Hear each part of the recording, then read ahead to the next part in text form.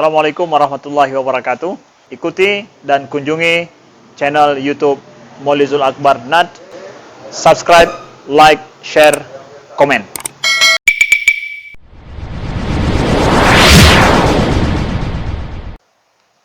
Bismillahirrahmanirrahim. Assalamualaikum warahmatullahi wabarakatuh.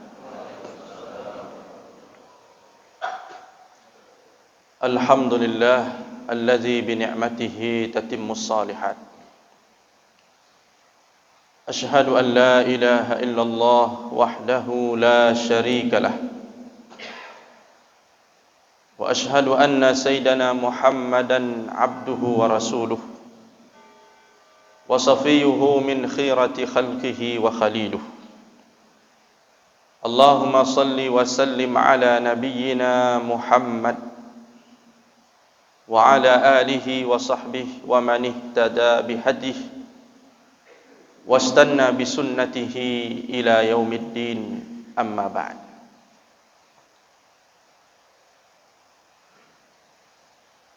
Senantiasa kita mempersembahkan puji dan syukur kehadirat Allah Azza wa Jalla atas limpahan rahmat, karunia dan taufik dari Allah Subhanahu wa taala. Kita dapat melaksanakan tugas-tugas kehambaan kita kepada Allah Subhanahu wa taala. Mudah-mudahan Allah taala menggolongkan kita ke dalam golongan hamba-hambanya yang bersyukur. Amin ya rabbal alamin. Para ulama mengatakan sekurang-kurang rasa syukur itu adalah ketika kita menggunakan nikmat Allah tidak untuk bermaksiat kepada Allah. Itu minimal rasa syukur. Pada subuh ini kita datang ke rumah Allah menggunakan segala nikmat Allah. Kaki untuk melangkah itu nikmat Allah. Kesehatan itu nikmat Allah. Pakaian yang kita pakai itu nikmat Allah. Dan alhamdulillah semua nikmat itu kita gunakan untuk mentaati Allah Subhanahu wa taala. Ini merupakan bagian dari rasa syukur kita kepada Allah. Mudah-mudahan dengan kita mengawali hari ini dengan ibadah kepada Allah, salat, menghadiri majelis ilmu, bersilaturahim dan sebagainya, ini merupakan ibadah. Kita mengawali hari ini dengan ibadah. Mudah-mudahan segala aktivitas kita ke depan mendapatkan berkah dari Allah Subhanahu wa taala. Selawat beriring salam senantiasa Allah limpahkan kepada junjungan alam Nabi besar Muhammad sallallahu alaihi wasallam. Selawat dan salam juga tercurah kepada ahli bait keluarga Nabi sallallahu alaihi wasallam beserta seluruh sahabat-sahabat beliau yang mulia. Yang sangat kami muliakan Imam Syekh Masjid, seluruh pengurus Masjid Jami', guru-guru kami, para masyayikh, para alim ulama yang berhadir pada kesempatan yang mulia ini. Dan yang sangat kami muliakan seluruh jamaah kaum muslimin wal muslimat, jamaah subuh yang dirahmati oleh Allah Subhanahu wa taala. Tema ceramah kita pada kesempatan yang mulia ini adalah Ad-Dinun Nasihah. Agama itu adalah saling memberi nasihat. Apa yang dimaksud dengan nasihat? Selama ini banyak yang mengira kalau nasihat itu hanyalah memberi petuah, memberi bimbingan, masukan, memberikan koreksi-koreksi, advice kepada seseorang, yang tidak lebih dari sekedar aktivitas lisan saja.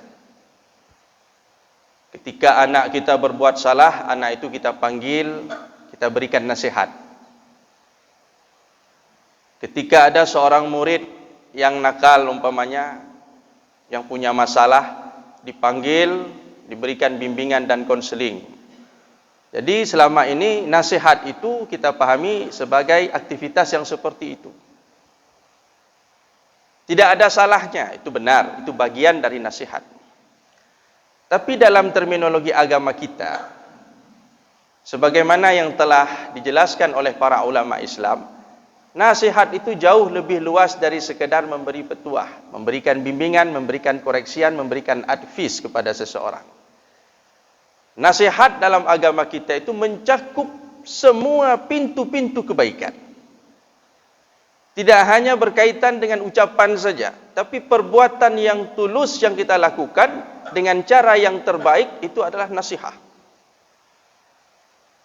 Bapak Ibu sekalian hadir ke rumah Allah hari ini melakukan salat subuh berjamaah dengan penuh ketulusan, keikhlasan, dilakukan dengan cara yang terbaik, itu merupakan bagian dari nasihat. An-nasihah lillah. Ketulusan yang kita lakukan, kita persembahkan kepada Allah Ta'ala. Setelah ini ada yang membaca Al-Quran, dia baca dengan baik, mengikuti kaedah-kaedah ilmu tajwid dengan ikhlas, dia tadaburi ayat-ayat yang dia baca. Itu bagian dari nasihat. An-nasihah li kitabillah. Berbuat tulus untuk kitabullah, untuk Al-Quranul Karim. Jadi nasihat itu luas sekali cakupannya kaum muslimin yang dirahmati Allah. Hari ini kita ingin memperbaiki paradigma itu.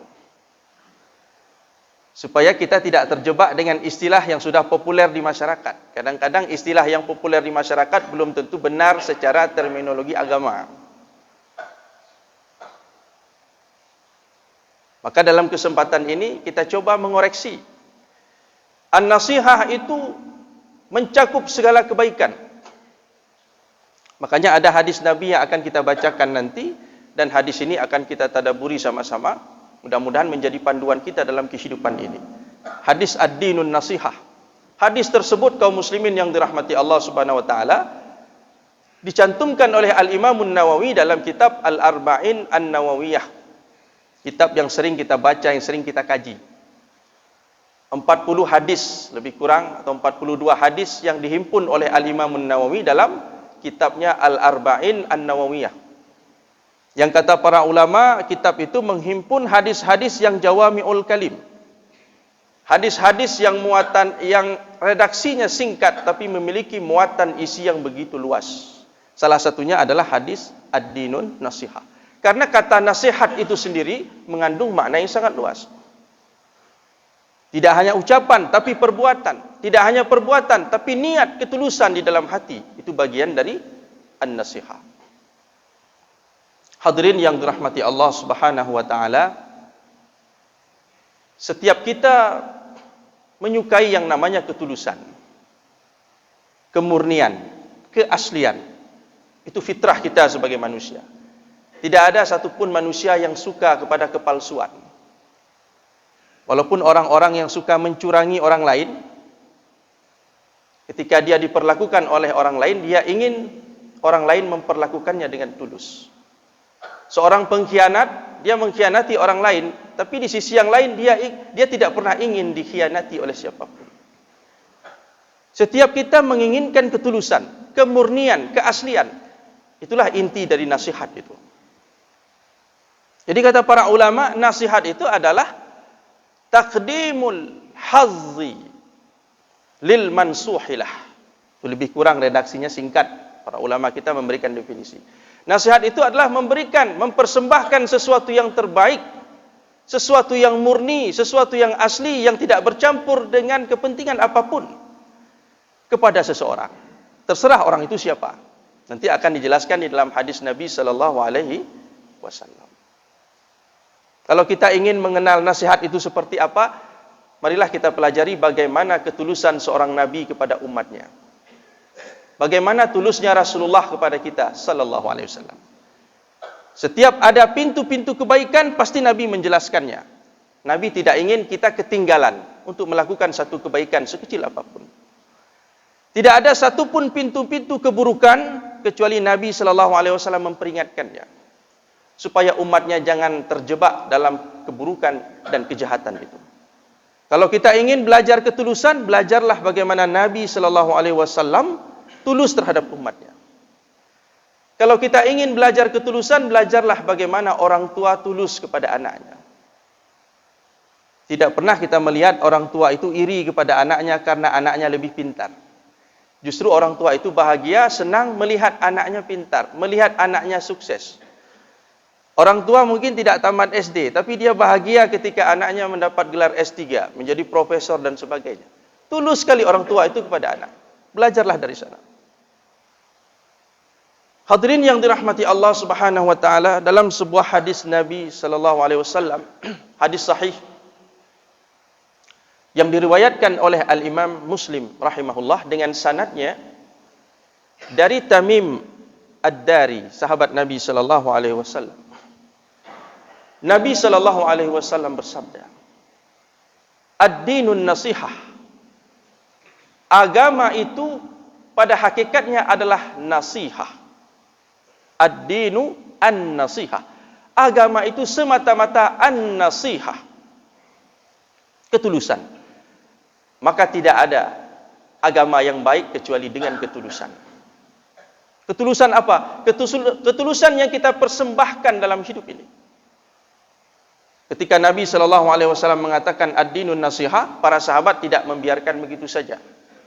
Para sahabat bertanya, dan pertanyaan-pertanyaan sahabat ini cukup berkualitas. Sahabat ini bertanya bukan untuk sekedar mengisi otak pikiran saja, tapi sahabat bertanya itu untuk mengamalkan. Bukan seperti pertanyaan kita selama ini. Sering pertanyaan kita itu hanya untuk mengisi sisi intelektual saja, tapi tidak ada komitmen untuk mengamalkan. Maka kita perlu mengoreksi pertanyaan-pertanyaan kita.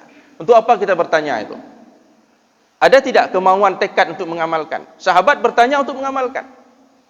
Dan sekedar pertanyaan kosong begitu saja. Sahabat bertanya, "Qulna liman ya Rasulullah?" Kalau agama ini merupakan nasihat dan semata-mata nasihat, karena ketika mubtada mendapatkan alif lam dan khabar mendapatkan alif lam, yufidul hasr. Di situ memiliki makna hanya, walaupun bersifat idhafi, bersifat relatif. Agama ini semata-mata nasihat. Sahabat tidak membiarkan begitu saja. Mereka bertanya, untuk siapa nasihat itu ya Rasulullah? Untuk siapa ketulusan itu kita persembahkan ya Rasulullah sallallahu alaihi wasallam? Maka kemudian Nabi sallallahu alaihi wasallam menjawab, yang pertama, lillah. Ketulusan itu dalam hidup ini kita persembahkan yang pertama kali kepada Allah. Bagaimana kita tulus kepada Allah? Para ulama di sini menjelaskan, tulus kepada Allah itu yang pertama kita harus beriman kepada Allah dengan sebenar-benar iman. Kenali Allah, Tuhan semesta alam ini telah menciptakan kita. Ada ilmu tauhid yang sudah dirumuskan oleh para ulama dari nas-nas Al-Quran maupun sunnah. Pelajari ilmu tauhid itu, kenal Allah dengan sebaik-baiknya. Sehingga pada saat kita telah mengenal Allah, kita bisa mencintai Allah dengan sebenar-benarnya. Nabi sallallahu alaihi wasallam dalam hadis yang lain mengatakan bahwa di antara cara seseorang mendapatkan manisnya iman, ketika seseorang itu mampu mencintai Allah dan Rasulnya melebihi dari yang lain. Mendahulukan Allah Subhanahu wa taala di atas segala kepentingan. Mendahulukan Allah Subhanahu wa taala di atas segalanya. Dan ini harus wujud dalam kehidupan kita. Bagaimana kita mendahulukan Allah? Kita punya selera. Dan Allah punya rencana untuk kita. Kita punya keinginan. Allah punya agenda untuk kita. Bagaimana kita bisa mengalahkan keinginan kita mengikuti keinginan Allah Subhanahu wa taala? Kita punya selera berpakaian. Menurut kita pakaian yang kita inginkan adalah seperti ini. Tapi menurut Allah pakaian yang baik itu seperti ini. Berani enggak kita meninggalkan keinginan kita, selera kita untuk mengikuti keinginan Allah Subhanahu wa taala? Mungkin kita ingin mengikuti model, tapi menurut Allah itu tidak baik. Itu tidak memenuhi kriteria syariat. Menurut Allah pakaian yang syar'i itu begini. Berani enggak kita meninggalkan selera kita mengikuti selera Allah? Kita punya selera makan. Kita ingin makan seenaknya, kita ingin makan sesuai keinginan kita. Tapi Allah punya cara. Cara makan begini. Kata Rasulullah, cara makan seperti ini. Berani nggak kita meninggalkan cara makan kita, pola hidup kita, cara berpakaian kita, cara tidur kita, mengikuti cara yang diajarkan oleh Allah Subhanahu wa taala dan Rasulnya. Ini contoh kita mendahului Allah di atas segalanya. Maka kata Nabi sallallahu alaihi wasallam, la yu'minu ahadukum hatta takuna hawahu tabi'an lima ji'tu bih. Tidak beriman, tidak sempurna iman kalian sebelum selera kalian itu mengikuti apa yang dibawakan oleh Allah dan Rasulnya. Mari sama-sama kita mengevaluasi diri kita dalam hidup ini. Sudahkah aktivitas kehidupan kita sesuai dengan agenda Allah Subhanahu wa taala? Kita maunya tidur saja, nanti bangun jam 8. Tapi menurut agenda Allah, jam setengah 5 itu atau jam 5 itu sudah azan subuh. Menurut Allah kita harus bangun dan kita harus datang ke rumah Allah beribadah, salat berjamaah. Alhamdulillah jemaah sekalian, hari ini kita sudah mengikuti jadwal Allah. Sudah mengikuti agenda Allah, kita tinggalkan selera kita. Kita ingin makan sepuasnya.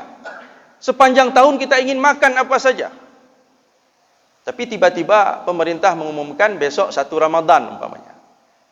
Berarti kita sudah masuk dalam jadwal Allah, dalam agenda Allah. Kita tinggalkan selera kita, keinginan kita, ikuti agenda Allah Subhanahu wa taala. Begitulah dalam kehidupan ini. Silahkan kita analogikan, kita kiaskan kepada yang lain. Begitulah cara kita an-nasihah lillah. Berbuat tulus karena Allah, untuk Allah. Ada subtema namanya al-ghadabu lillah, marah karena Allah. Dalam hadis disebut Rasulullah SAW itu jarang sekali marah itu karena dirinya sendiri. Rasulullah tidak pernah marah karena urusan dunia. Tapi marahnya Rasulullah itu ketika hukum-hukum dan syariat Allah dilanggar. Ketika ada pelanggaran syariat, di situ iman kita diuji. Apakah kita marah atau tidak? Ketika seseorang marah pada saat agama itu diinjak-injak, agama itu diselewengkan, agama itu dimusuhi oleh manusia, di situ kita marah, maka itu menunjukkan iman kita sempurna kepada Allah Subhanahu wa taala. Salah satu cara mengukur apakah iman kita sudah benar, dilihat bagaimana cara kita marah. Maka perlu kita mengoreksi marah kita selama ini. Kita sering marah karena dunia.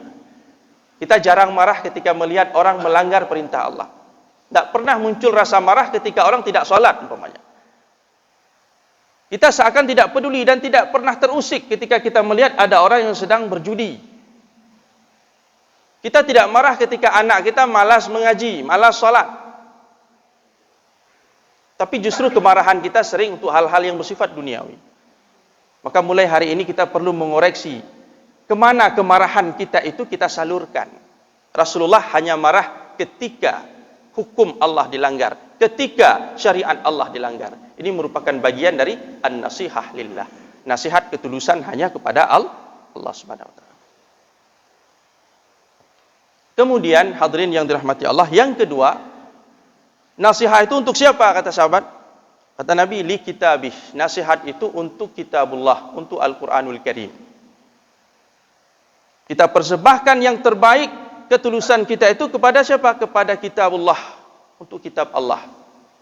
Bagaimana caranya? Kita beriman kepada Al-Quranul Karim ini, bahwa ini merupakan dari Allah Subhanahu wa taala, diturunkan kepada umat manusia sebagai petunjuk. Kita yakin bahwa Al-Quran itu tidak akan pernah bisa dirubah oleh siapapun. Lafaznya tidak dirubah, tapi pemahamannya bisa dirubah. Dan orang sekarang tidak begitu berambisi merubah lafaz Al-Quran. Karena Al-Quran sudah dihafal oleh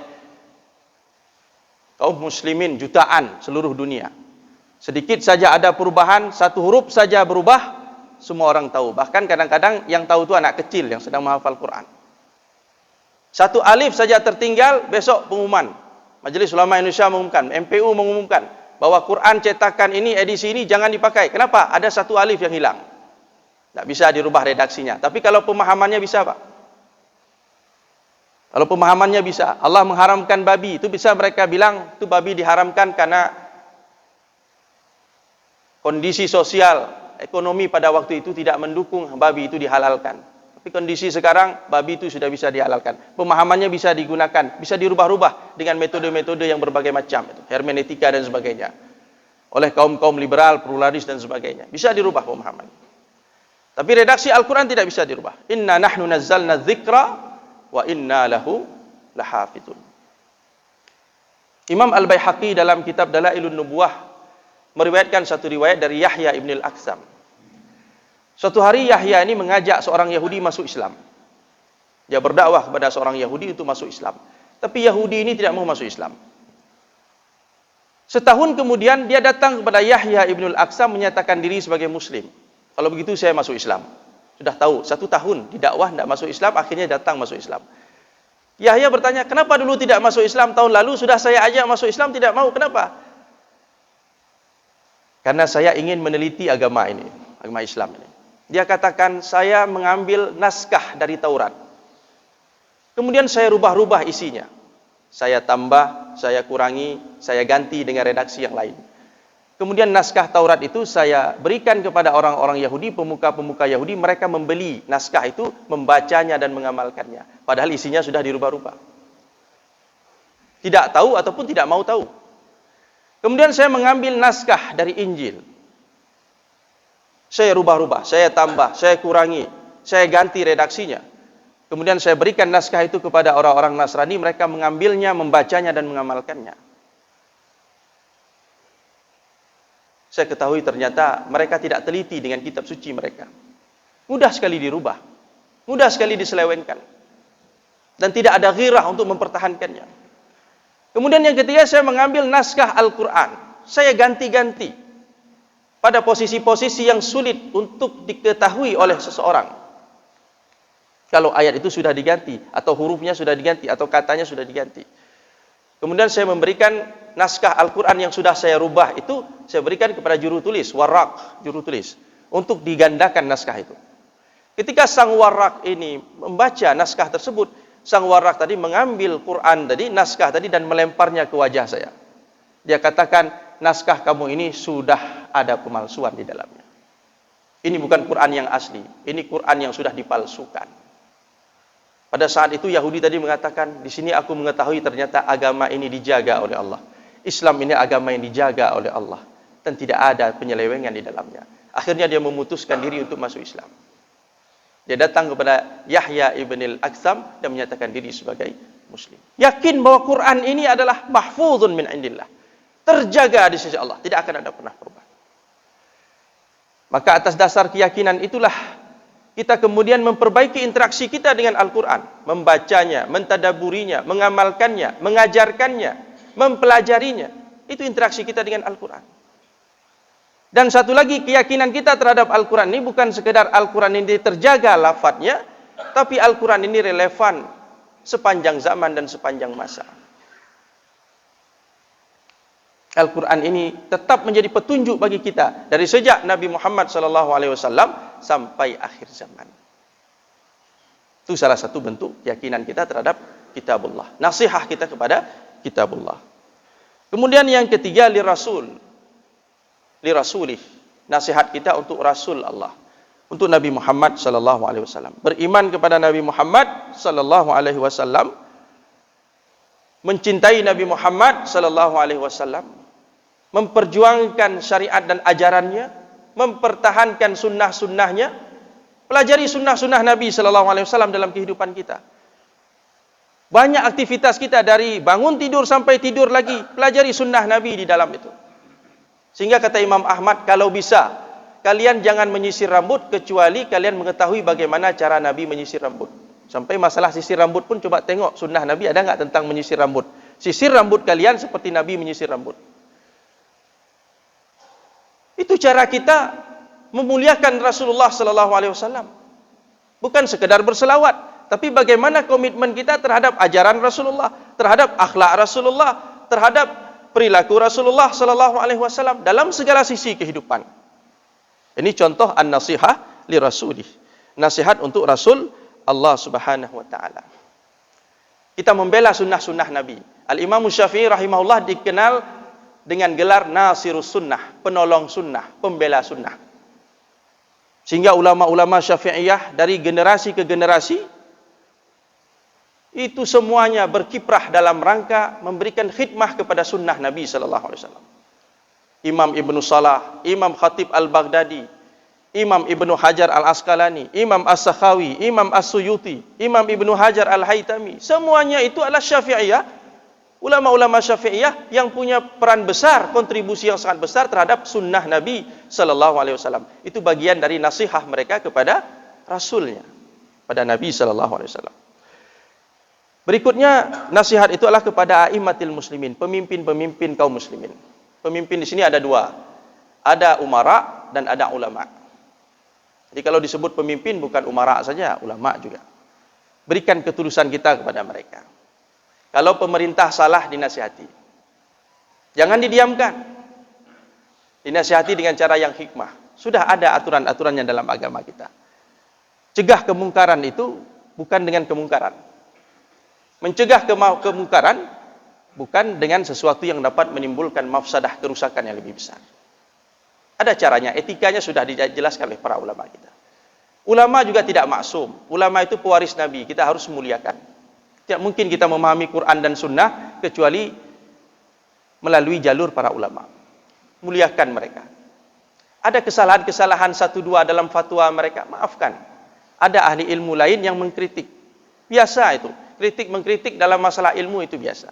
Yang jangan kita menghujat. Hanya dengan satu kesalahan ulama kemudian kita hujat. Kita tahzir ulama itu. Jangan lagi hadir ke ulama tersebut. Kenapa? Fatwanya salah. Ini adalah sebuah tindakan yang sangat keliru. Kita tidak nasihat kepada a'immatil muslimin sebagaimana yang disabdakan oleh Nabi sallallahu alaihi wasallam. Dan yang terakhir adalah nasihat kepada umat Islam secara keseluruhan. Wa ammatihim. Tulus kepada umat Islam. La yu'minu ahadukum hatta yuhibba li akhihi ma yuhibbu li nafsihi. Tidak sempurna iman kalian sebelum kalian mencintai saudara kalian seperti kalian mencintai kebaikan itu untuk diri kita, untuk diri kalian sendiri. Kita dengar berita anak tetangga kita lulus ujian. Gembira, hati kita gembira. Kenapa? Karena itu anak saudara kita. Kita senang anak kita sukses, kita juga senang anak saudara kita sukses. Kita sedih anak kita dapat musibah, kita juga sedih anak tetangga kita dapat musibah.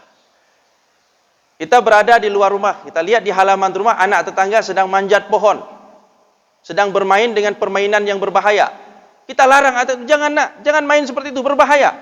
Seolah-olah anak yang kita larang itu adalah anak kita sendiri. Tapi kita kalau hanya mencintai anak sendiri, sementara anak tetangga kita biarkan begitu saja, ini belum an-nasihah lil muslimin, belum. Belum, la yu'minu ahadukum hatta yuhibba li akhihi ma yuhibbu li nafsihi.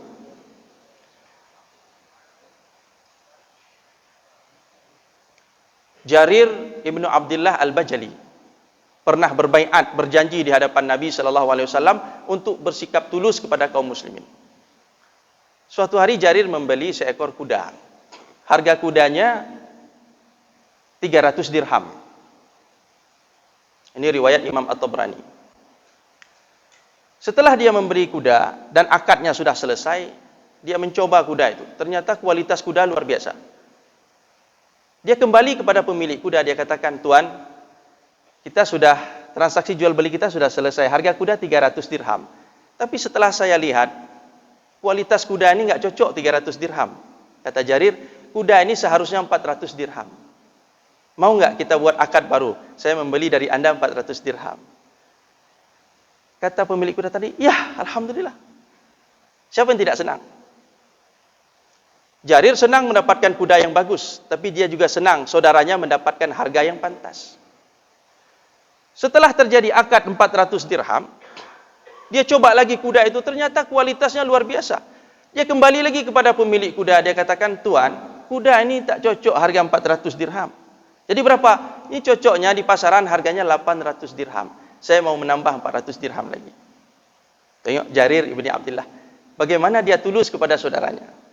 Dia senang mendapatkan kuda yang bagus, tapi dia juga bahagia saudaranya mendapatkan harga yang bagus, yang pantas sesuai dengan kualitas kuda. Ada orang seperti itu zaman sekarang, kaum muslimin? Kita cari rumah, justru cari rumah orang yang perlu duit. Orang yang terpaksa menjual rumahnya karena mungkin ingin berobat atau ingin menyekolahkan anaknya atau ada suatu hajat kebutuhan. Harga rumah 500 juta, tapi dia terpaksa menjualnya 200 juta. Kita cari rumah yang seperti itu. Ini 200 juta Pak, bisa kurang lagi enggak? Udah 200 juta untuk kurang lagi. Sampai kita mendapatkan harga 100 juta. Senang kita, bangga kita cerita kemana-mana. Ini rumah luar biasa harga 100 juta. Senang, tapi senang kita di atas penderitaan saudara kita. Itu bukan nasihat lillah. La yu'minu ahadukum hatta yuhibba li akhihi ma yuhibbu li nafsi. An-nasihah li a'immatil muslimin wa ammatihim. Mari kita sama-sama mengoreksi diri kita, perilaku kita dalam hidup ini sesuai dengan anjuran Rasulullah sallallahu alaihi wasallam dalam hadis yang mulia ini. Demikian kaum muslimin yang dirahmati Allah, mudah-mudahan tausiah kita pada hari ini memberi manfaat, menjadikan renungan bagi kita semua. Terima kasih atas segala perhatian. Mohon maaf atas segala kekhilafan. Aqulu qauli hadza wa astaghfirullah li wa lakum. Subhanakallahumma wa bihamdik asyhadu an la ilaha illa anta nastaghfiruka wa natubu ilaik. Assalamualaikum warahmatullahi wabarakatuh.